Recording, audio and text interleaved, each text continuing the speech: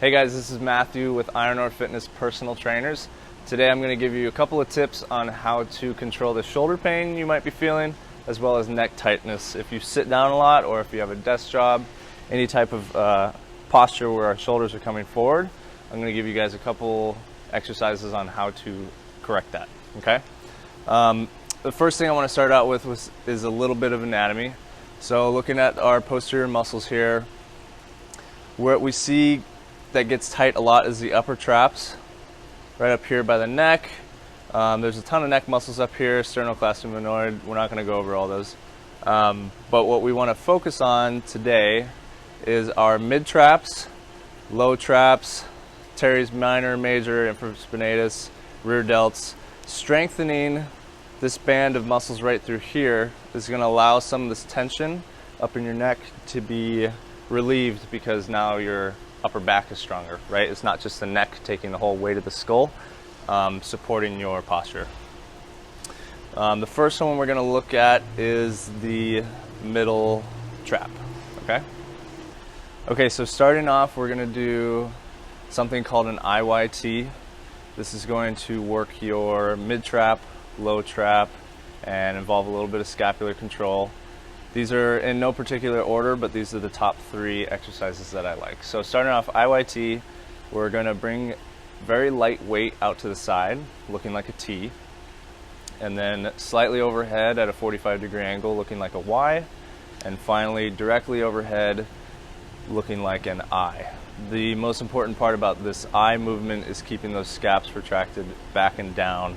As you'll notice, your scaps are going to want to fly up at this point, involving the upper trap, and we want to limit that as much as possible.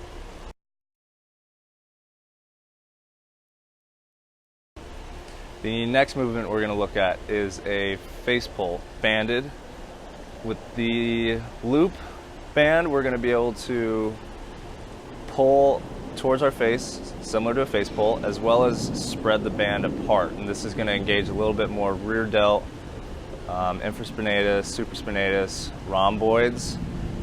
This is an excellent warm-up for bench or for any type of back training. I recommend, again, all of these exercises are going to be very high rep, somewhere between 3 to 4 sets of 15 to 20 reps.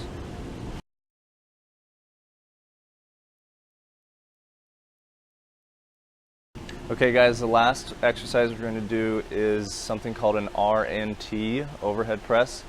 This stands for reactive neuromuscular training.